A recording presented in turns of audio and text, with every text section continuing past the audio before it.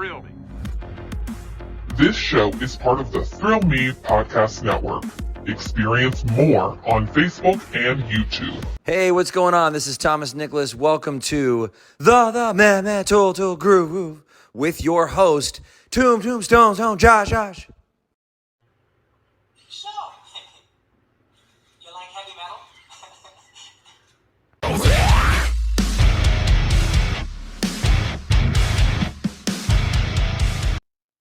What's up, everybody? Welcome into a brand new episode of the Metal Groove Podcast. Thank you guys so much for tuning in.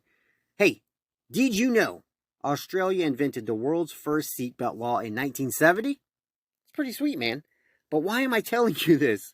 I'm telling you because you are strapped into the Thrill Me Podcast Network right here on Spotify and available on all of your other streaming platforms. You can also find us on Facebook, Instagram, YouTube, Patreon, TeePublic, everywhere. Just throw Thrill Me Podcast Network in your Google machines and all kinds of goodies will pop up for you to check out. But I also told you that fun fact because I'm joined by a couple of dudes from Down Under today on the show. They make up this great two-piece rock band called Atticus Chimps. Their brand new album, Space Exploitation, just came out on November 3rd. So join us as they come on the show. They talk about that album. They talk about their sound, some influences, just, what their progress has been, everything that they have going on. We also talk a little bit about Australia as well. And then stick around after that interview to hear a song from their brand new album called Daydreams. Hey, while we're at it, one more fun fact. There is a mountain called Mount Disappointment in Australia because of its view from the top, man. That's just hilarious. I wanted to throw that in there. And unlike that mountain, this episode, you will not be disappointed. So stick around. Let's go. Joining me is Sam and Dan of the band called Atticus Chimps. And I just want to read their little profile labeling they have from their SoundCloud. It says Atticus Chimps are an alternative rock band from the Gold Coast of Australia.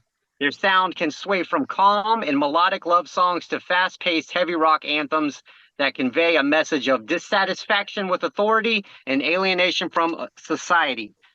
Right off the rip, I love this band already. So from the sound, from listening to you guys, which I stumbled upon you guys through Amazon Music, if you guys find that hard to believe or not. But yeah, I found out about you guys because you were related to another band I was listening to, and I was like, let me reach out because these guys are awesome. And we got you on the show, man. So I'm greatly appreciative of it. How are you guys doing? Yeah, cool. Yeah, we're doing great.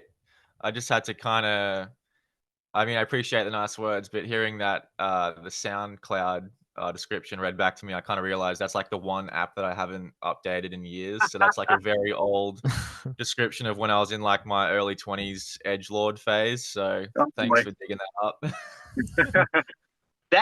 Whenever I go to search you guys, it's the first thing that comes up.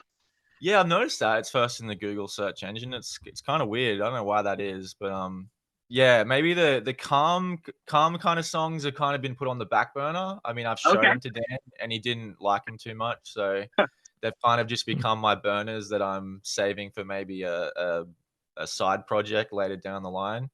But the rest still stands. Maybe expanded on that a little bit more. Awesome, man. So you've already touched on it a little bit, so why don't we go ahead and dive down that path?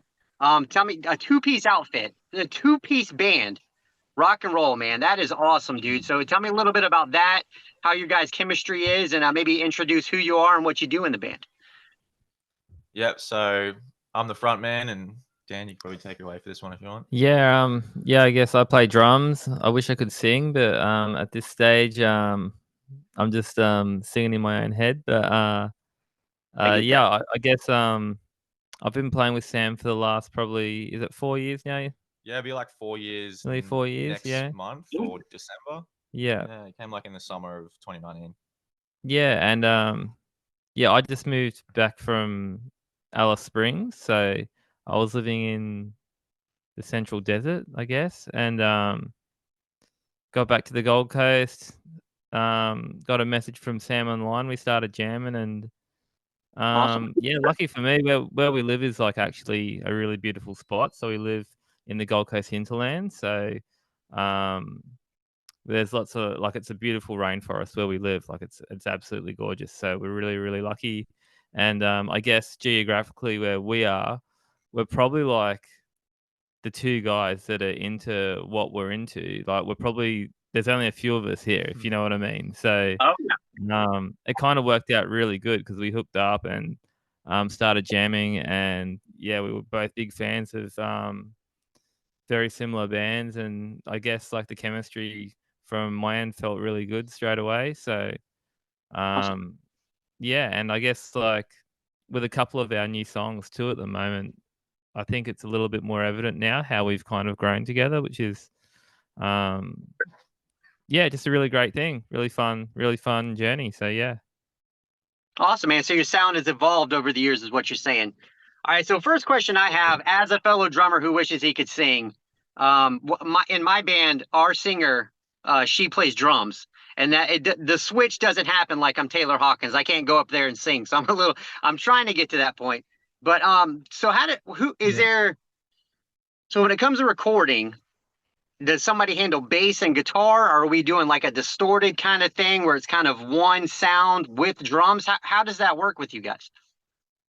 So we just track everything separately. Like I'll do like a scratch track, which is just me like playing a rough version to a click Mhm. um, during the recording process. Then Dan lays down the drums. Then I'll play the bass. Then either vocals or synthesizer behind that. Usually vocals, Wow. because that's usually concrete. And then from that we can dictate what we're going to do with the synth, where it kind of fits in underneath that. So it's all just like laid in traditionally. We don't go in there and kind of just play it all live without a click and just, see how it comes out. It's kind of a bit more, the producer we work with is a bit more, I guess, like, would you say traditional? Like he's not Yeah, very, I'd say like he's kind of formalized the process, and for us it feels really natural for us. I guess even like the first recording we did with Brad, it was a pretty natural process. So Okay. we did a bit of work beforehand, just practicing to a click, and I guess trying to troubleshoot a few things that might happen. And um, yeah, I mean, now we've actually got a little bit more input from our producer as well, which is really cool. So we've got um, some different ideas coming out now, which is, I guess, yeah, just part of that journey and that evolution as well, you know. So we've got a little bit more experimental stuff happening with synths, and just like, I guess, all the subtleties are working a lot more towards finding just the little intricate parts that happen in a song and just to build that story a little more. So, um, yeah. I yeah, mean, that's really cool, man. The journey that you guys are on, it does kind of seem like the world is maybe trending that way, because you could have one person in a band do everything now and put out songs, which is really cool. But how would Mm. you swing that to like a live show? Would you guys have people join you to do So, different things, or how would that aspect work with you guys? yeah, we have a friend of mine named Jeremy who um, we kind of contract as an instrumentalist at the moment. My initial vision, like when Dan actually joined the band, we actually had a synth player also named Dan. Um, So but Dan, and Sam. yeah, Yeah. but that didn't work out for various reasons, and the kind of idea of having a synth player went on the back burner for a while. And then I kind of realized like we don't actually need to have a full-time synth, like another head in the band, synth Mhm. player per se. Like we could just, a lot of the synth parts were very simple. I was just writing it myself. It was just an extension. They often play tonality in the chords because I'm just playing single string on a bass. So it's Oh, kind of cool. like having a guitarist. So I can just kind of write the parts myself, give Jeremy the lead sheets, and yeah, he figures it out. And so when we play live, like we'd play two piece live if we had to. We'd rather not, but if we've Yeah. got someone there that can play keys, then yeah, I'd much. That was my initial vision, was to always be bass, synth, and drums. At least from about the year of like 2019, just before Dan joined. Before that, we were also a three-piece, but I played guitar, like your traditional three-piece, like your Blink, Yeah. Green Day, Nirvana, like your drums, guitar, bass. But I didn't realize like what you could do with a bass and how you could get that kind of sound. So that after Yeah. I like got into royal Blood, I kind of changed my tonal direction and started doing that kind of stuff. And I'm to so glad. Jeremy's credit, he's got some decent death growls as well, so it's Oh, pretty yeah. fun live. So Yeah, it's a good contrast between the two of us. yeah. When you've got like Sam's voice, and then you have this kind of really abrasive growl that comes in, and it's just a great personality to have with us live. So that's We a just lot need of to fun. get Dan on the T-Pain auto tune, and then we'll have the That's perfect right. blend. Yeah, then we'll be cool. That's cool. Well, I'm glad you brought up Royal Blood, because that's kind of who I was thinking of when I saw the two-piece and kind of thinking of the sound. And then you named off a couple other bands right there. Are those some of your influences? Because when I think traditional three-piece, I'm thinking punk music, but you guys don't really have like a Yeah. punk sound. You guys are a lot heavier than traditional punk, almost like a, maybe not quite Motorhead, but you guys are heavy, man, and that's what really kind of drew me towards you guys. So what are some of the influence behind the writing and the playing? Yeah, so I grew up on a lot of pop punk music. So from a very young age, I was into Green Day, Blink-182, like I said, The Offspring, Sum 41, all that kind of. That was when I was really young. I think Dan and I had a similar kind of music influence trajectory. Like we started off on pop punk, then we kind of branched out more into Yeah. alternative hard rock sounds. And then when I graduated high school in my early 20s and when around the band formed, I got more into those kind of alternative hard rock sounds. And yeah, I think if you'd heard our band when we first formed, like 2016, 2017, you'd probably notice a lot more of the punk roots. But Okay. the sound has evolved a bit. You'll hear some songs. There are some songs that we play live that we haven't got recorded yet that I think have a bit more of a punk rock bent to it. You may hear it in songs like Not Compatible, Liquid Percussion. Mhm. They have a bit of a punk bent to it. But the rest of it, yeah, is more just like alternate hard rock kind of sound, I think. Cool.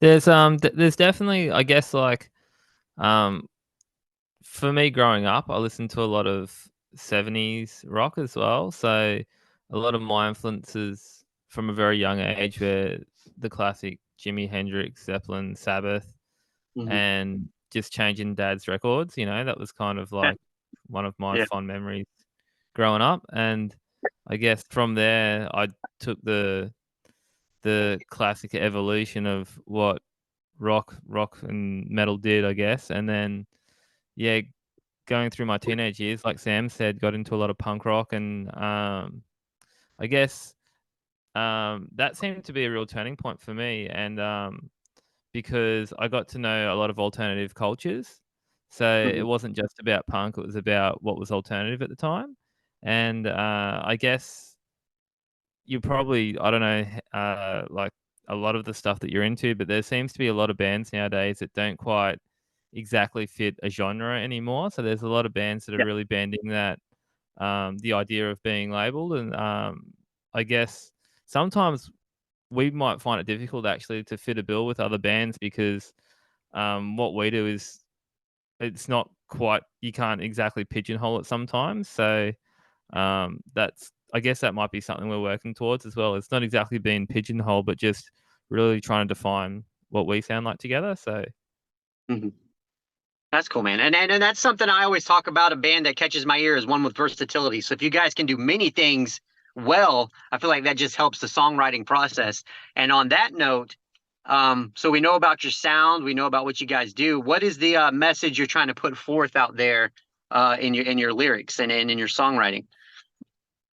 I wouldn't say there's any specific message. Um, we're I not like try, we're not like a band with a cause. Like we're not out trying to like this is what our band yeah, represents. like But this is for all the, whatever. Like um, my songs explore different themes. I try to avoid getting into any kind of like political or dogmatic kind of, um, you know, going too debate. far down that rabbit Yeah, hole, yeah. yeah. But It, Exactly. but but a there's lot of definitely like you've definitely got songs that are about you know, the Yeah, like, environment, the and you've got misery is about the environment, but I try and do it in a way that's like you can hear it and not know that, and still maybe like it could almost be construed as a love song depending on whatever lens you're looking at it through. and you can Yeah. enjoy the song without it being a protest song. Yeah, You know, it's a so bit tongue in cheek. If I ever have a serious song, there's always like a few tongue in cheek kind of lyrics in there, just to like, I don't know, point out the absurdity of it all. But yeah, I'd say just your typical kind of mental health kind of stuff, heartbreak, all that kind of stuff. That's interwoven into a lot of the songs. it's kind of like, I actually quite like that about Sam's writing, because it's enough to get you in to enjoy the idea, but without having to, like, I guess, jump on either side of the fence. You can explore a theme without having to figure out, oh, where do I stand with this? So yeah, which is no pretty cool. slight So against bands that do that. You know, like Rage Against the Machine, Green Day, they're very political bands. yeah, But, we love political stuff. We love songs. We Yeah. love, you know, all that stuff. You know, there's heaps of beautiful stuff out there. So, but yeah, I guess I quite like that about Sam's lyrics, because it kind of brings you in to explore what's going on, and yeah, it's interesting. Like, well, I find it interesting. Yeah, so Cool, man. Cool. I love that, man. You're spreading positivity is the main thing. I'm appreciate it. All right. Well, what led me to that question is the name of the new album, which is coming out November 4th by you guys. It's called Space Exploitation. Yes. Tell me a little bit about that title. That kind of made me feel like you guys were some free thinkers, maybe think outside the box, or maybe you're just a couple guys that you know enjoy some things and kind of look into outer space a certain way. So tell me a little bit about that name, and tell me a little bit about this album, because I mean, hey, you guys gave me a solid taste test, and I greatly appreciate it. And it is some good stuff on that album, man. Cool. Thank you. Yeah, the term space exploitation is obviously like a play on exploration, but I actually ripped it, like many would argue, a lot of things in that album, from a Chuck Palahniuk novel, Fight Club. That's what that's what it was referring to. And he was basically talking about how when humans go interplanetary, they're gonna just, you know, the advertisers will just stick their flags in every world, and they'll be called like Budweiser World and Snickers Planet, and it would just be corporatized immediately. And I thought that was really funny. And so I thought, yeah, it'd be a cool name for an album title. Yeah. And it kind of lines up with the opening song as well, Alien Jewelry. It's kind of a space song about space. You could definitely go down the rabbit hole with that title, and that's what I like about it. Is like, for me, I think of like all types of conceptual ideas around not just being out of space, but the space we have, the space, you know. So yeah, for me, like, it's like, I like the idea of that name taking you down a rabbit hole a little bit. So yeah, that's it. Yeah, what are your thoughts on it anyway? My thoughts are on the album are awesome, man. Like I said, the sound that you guys have. Well, if we're talking about the title, my first thought is that you guys were just some trippy hippies that were into aliens, and that's what you're talking about. You're talking about finding some aliens out there in the atmosphere.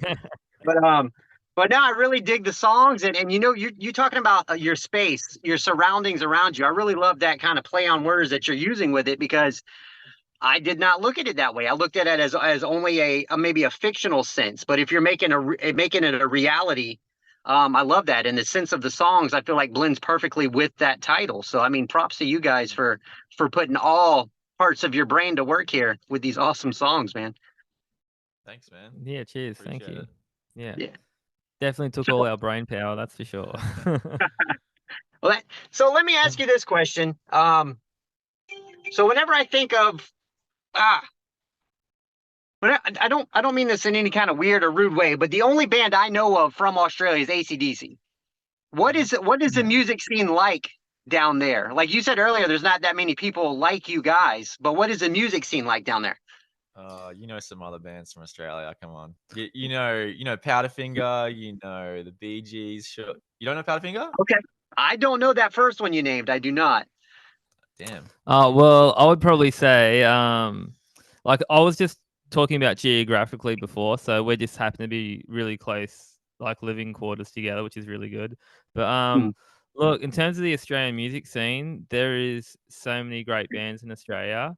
I guess we're kind of like our own. We are our own little island, Australia. So we have our own thing going on here, and I guess it can be difficult for bands from Australia to get overseas too, because like if you're a European band, you can do like a 50-day tour of Europe, and you don't even have to cross the water, But we have to get on a plane for between 20 and 30 hours to get there to do something, or to get to the States. Like it's a really big endeavor. And I guess like where we are in Queensland, I'd probably say, and on the Gold Coast, the music scene where we are is we're in like a really great spot because everything's just starting to bloom a little bit. We've had a lot of growth in Queensland after COVID as well, so lots of people have moved to this state, and yeah, we've got venues kicking off, which is a really good thing. Because I'm not sure how things affected you guys, but and this is because like I don't watch a lot of television. I'm not really up to date all the time, but um, a lot of venues and a lot of places really suffered, obviously, over COVID, and so we're in a really, I feel like we're in a good spot where we're starting to get a lot of things off the ground here in Queensland, but Melbourne and Sydney and even Perth, they've got like this beautiful thing that's just so like enriched in the excuse me, in the tapestry of the city. Like it's yeah, like Melbourne's got a cranking scene. I mean, you can go out any night of the week and see metal or whatever you like, and the quality of musicians is incredible. Sydney's very, very similar. And like I totally encourage, if you get the chance to come to Australia and check out Australian music, it is so different to a lot of the stuff you'll see everywhere else. I mean, Australia has its own flavor. It's got its own thing going on. And there are I guess like there's, in comparison to somewhere like the States or the UK, like we probably don't have as many bands doing as many things, but the quality is still there, and we've got something very unique to offer from our country. So, yeah, I mean, yeah, but in terms of where we are right now, it's just like I said, it's blooming, it's kicking off. We've got these little venues around the place that are starting to do really good things. And you can feel it like within the venues and within the bands that we're playing with. There's a real organic grassroots thing that happens where we are, and it's a beautiful thing. Good, man. Good. I'm glad to hear that. So speaking of what you guys have coming out next week, tell us maybe what's a little bit more in the foreseeable future for you guys. Yep. So I'll just correct you real quick. It was actually on the 3rd of November, not the 4th. So just for people, I was double checking that maybe it was the time zone difference, but you guys are actually behind it. Wait, no, that would be Saturday for you. So does that come up as the 4th on your like whatever streaming service it's all right. Never mind. It's the 3rd of November. We haven't got any shows coming up at the minute. It's something we're always working on, always like hustling to get shows. Sometimes they can come up last minute. And we just came off like a couple of pretty good shows with it was an Aussie band, Eskimo Joe, who we played with, and that was a sensational gig. And then we actually got to play a show with Strung Out up the Sunshine Coast. And awesome.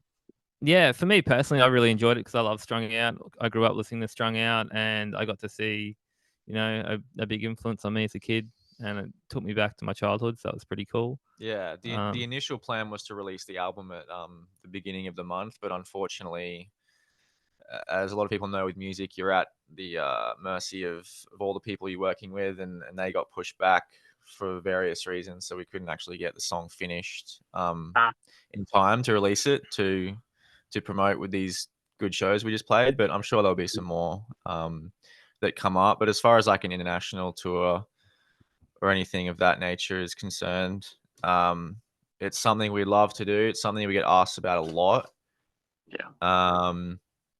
Yeah, we kind of haven't really planned for that yet, but I mean, well, it's such an expensive thing, and it's hard. Like we don't have any like international booker yet, and And it's not really one of those things you can just, as I've discovered, you can just kind of hit them up and be like, yo, do you want to invest like Hey most of man, your life we're into from the us? Gold Coast. Like, Like it seems like it's becoming more and more apparent to me that they'll come to you.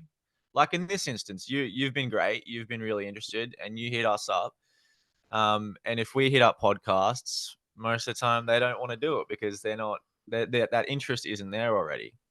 So things generally work out better when people reach out to you. As much as I do try to hustle with that stuff, it's just one of those things. It's like I think when the time's right, it'll happen. we're actually like in a pretty good spot too, where this is like the first time we kind of haven't had too many plans moving forward as well. So It's too fucking hot to play shows this time of the year. yeah, it's pretty Australia, hot. man. Like, But, Is it? Brand. Okay. yeah, it's yeah. Yeah, but finishing the album and that too, I mean, that's kind of been a real focus for the moment as well. I mean, so I guess once we've actually like got all the final bits and pieces together, um, yeah, I'm not sure if we're gonna book a tour or what we're gonna do yet. So I guess it's probably up in the air at the moment. That's cool. Yeah. Hey, man, I get that. You guys are riding at your own place, at your own pace. So a couple things I like to finish up the show asking kind of just off the wall questions just to kind of get it out of that music kind of, it's a job space.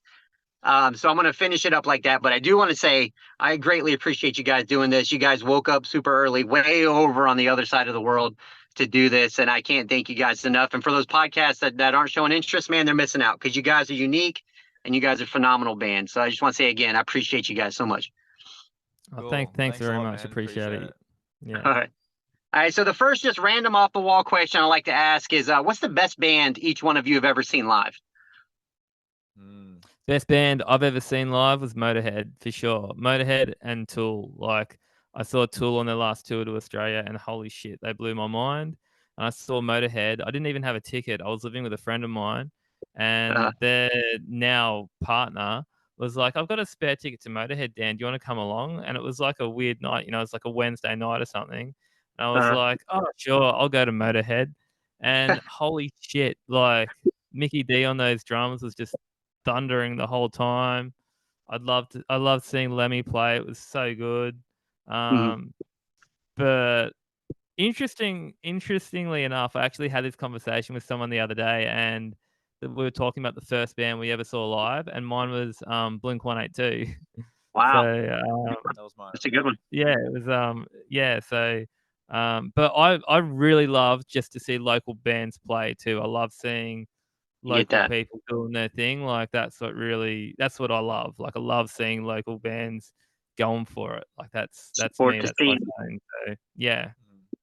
That's cool, man. That's cool. I get Tool a lot. I get that answer often, so they must be phenomenal live. I haven't seen them live, but if as many people say they are as good live as I hear, then I need to.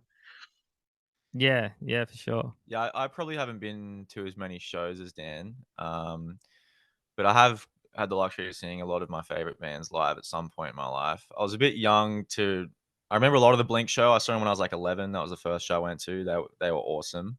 But I saw in 2018 last time Royal Blood and Queens of Stone Age came out. I saw them both within the span of 3 months, and I got to say, like, it's pretty obvious that Royal Blood got a lot of their influence from Queens of Stone Age. But man, I thought Royal Blood's performance was better. Like the sound was just amazing. Like I probably couldn't pin. It just sounded so much fatter, and it was only two guys up there. Like they both played at River Stage too, so I'd imagine the sound must have been a lot of the same. But yeah, just to hear Mike Kurt with his bass rig up there like that, that was when I was playing guitar at the time as a 3-piece with as your traditional 3-piece, and I kind of went away from that. I'm like, man, like I was liking the riffs I was coming up with and the songs, but I'm like, man, I gotta pick up my game. I'm gonna do something like that, and that's what really inspired me to like pick up the bass and try and do that. Awesome. That's cool, man. That's a good choice. That sounds like a good bill too, man. Queens of the Stone Age and Royal Blood sounds like an awesome show. All right, next one. They played separately. They played a few months apart. Oh, okay. All right, cool, man. Next one I have is if you weren't a musician, what do you think you would be? Like, what are some of your hobbies or maybe some things you're really good at that if you weren't into music, you'd probably be doing that? Well, we're both working day jobs, so I guess we're Yeah, I we're mean, currently like, doing that right now.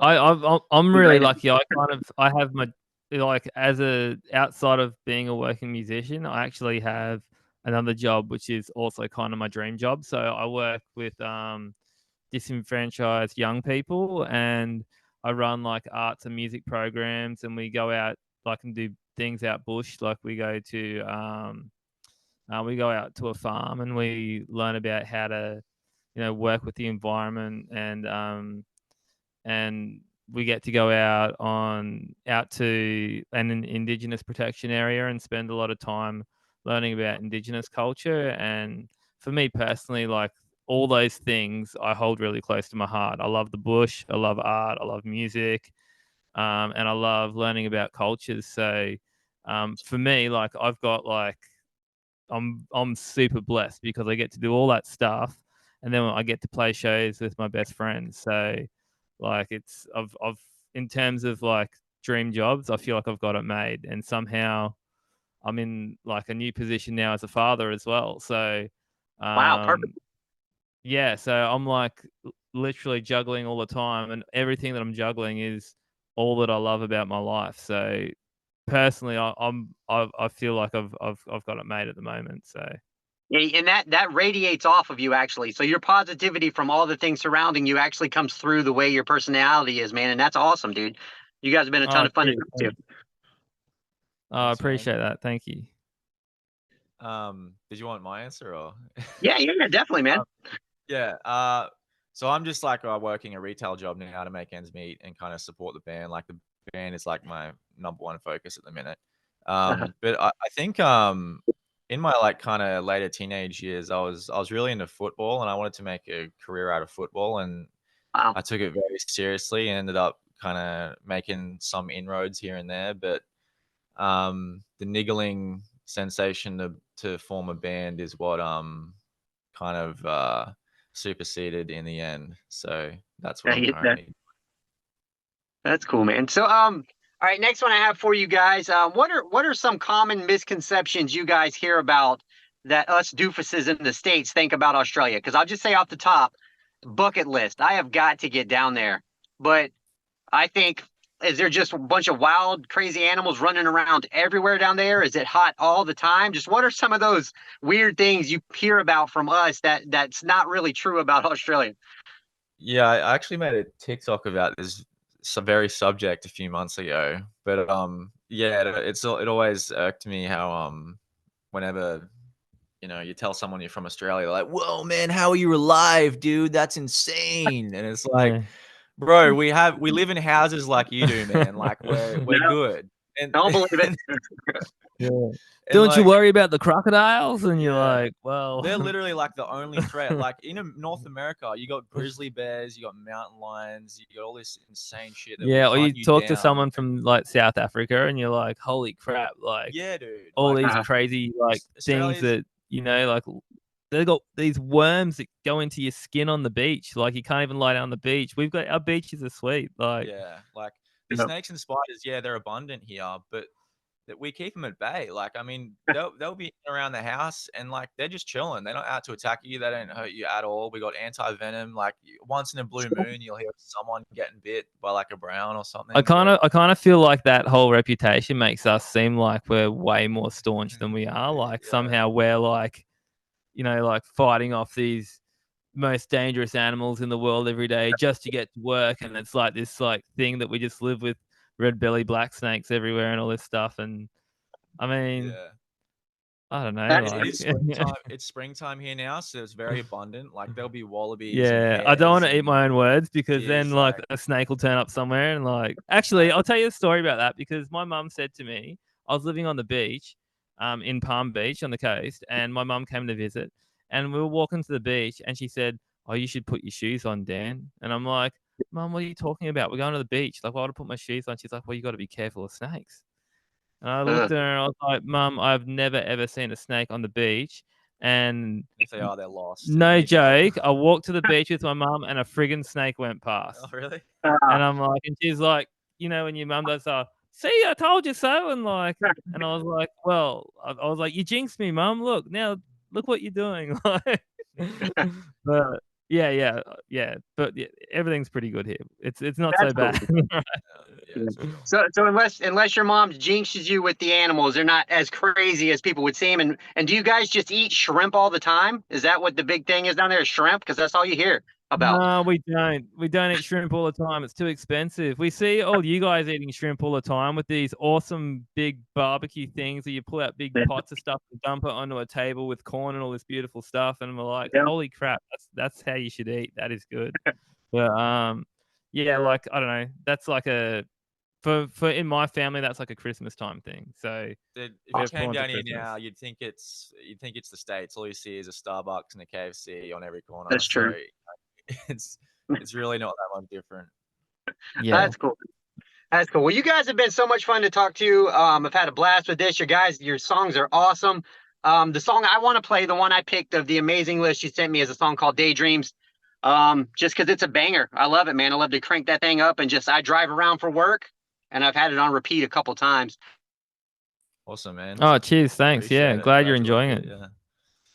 Tell us where people can stay in contact with you, maybe reach out, maybe buy some merch, maybe listen to the song when it comes out. Just tell the best places people can find your stuff.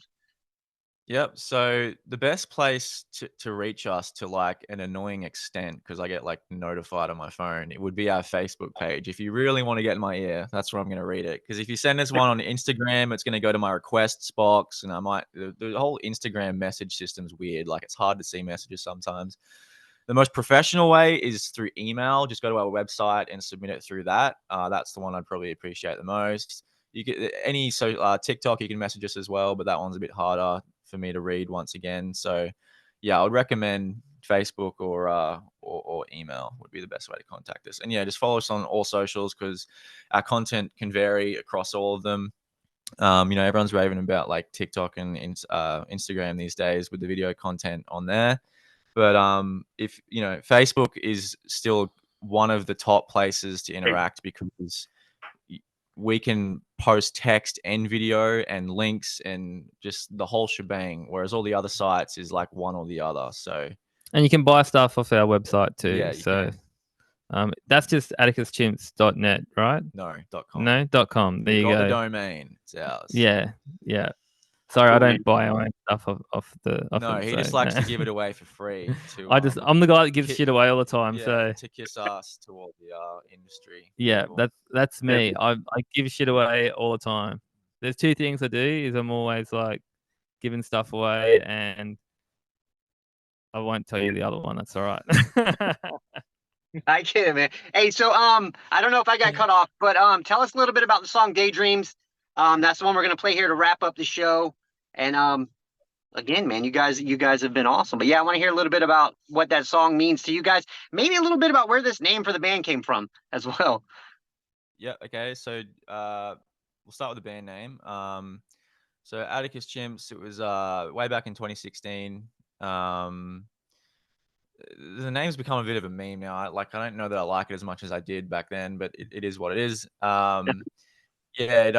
We were just brainstorming for a band name because we needed one. We had a show coming up. We didn't have one yet. And our bassist at the time suggested the Chimps. And I thought that was really cool because it's a bit of a gimmick. It's a logo. It anthropomorphizes the band a bit. But there was already a band called the Chimps. So I thought, well, at the time we were playing in an attic.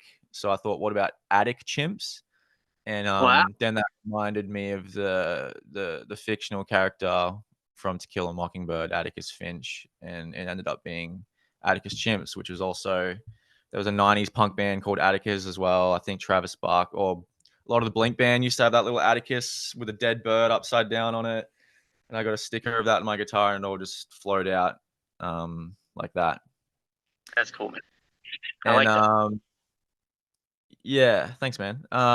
As for Daydreams, that song, that's like the third incarnation of that song now. So I originally read that years ago, but I changed it because one of our former drummers didn't really like it. And I'm not really like I can be stubborn at times, but if people within the band have feedback, I like listening to it because like they're not just a band member trying to, stamp their authority, they're also a person that has taste and interest as well. And I'm like, well, if they're Thank you, Sam. they're Thank one you. of the few I people appreciate that that. haven't, if they're one of the few people that have heard it and they don't really like it, it's like, well, that's probably going to be representative of how a lot of people feel. So I'll try and change it. And yeah, we recorded it. It was the first song we recorded together a couple of years ago, and we've since grown a bit since then and developed. And I've just thought of ways it could be better. So we've since turned that into like a demo, quote unquote. And that song is probably pretty evident of where we were, where we started in terms of recording, and I guess somewhere where we've started to move to, and that song in particular, that you can, I personally love our new version of it because I just feel like it has just more body to it. Like it just feels like it feels more full to me, the whole thing. Yeah. So the way we play it is more solid. The way that we connect together is just more, just, I don't know. It feels like we're more holistic in what we do nowadays. So yeah, we shortened it up a bit, tightened up a few things. The melody is actually closer to the original melody I wrote for it, but yeah, we had to change it back to this, so we decided to, because we found that the opening line of it in the original demo was a little bit too close to a Coldplay song. Weirdly enough, even though you wouldn't think Coldplay when you listen to our music, it was one of those accidental things that happened. And the producer and I kind of looked at him like, yeah, we should probably change it a bit. Yeah, you know how you get something stuck in your head, then you're like, it's like you can't unsee it. You're like, once you got the melody in or whatever, you're like, oh my God, I've got this melody in my head now. I can't stop thinking about Coldplay when we're playing our song. So, so we had to do something. He was about the one that. that actually brought my attention to it. And usually I'm the one with the crazy good music here, but he started singing this Coldplay song. I'm like, fuck, you're right. It does sound like that. Yeah. So yeah, we had to change that, shortened up the chorus a bit, and just a few production tweaks as well, just to make it sound a bit fatter and more like our live sound. Awesome. Cool, man. Well, this was Dan and Sam of the awesome band Atticus Chimps. Their brand new album, Space Exploitation, comes out November 3rd. Make sure you guys get it. Make sure you listen to it. And check out the song called Daydreams. That's not a Coldplay song. Not a Coldplay song. Not but a Coldplay song. I appreciate you guys so much. Hey, take care. I'm going to stay in touch, man. Y'all are the best. All right. Thank you. Cheers, Metal Thanks for Groove. having us. Appreciate it.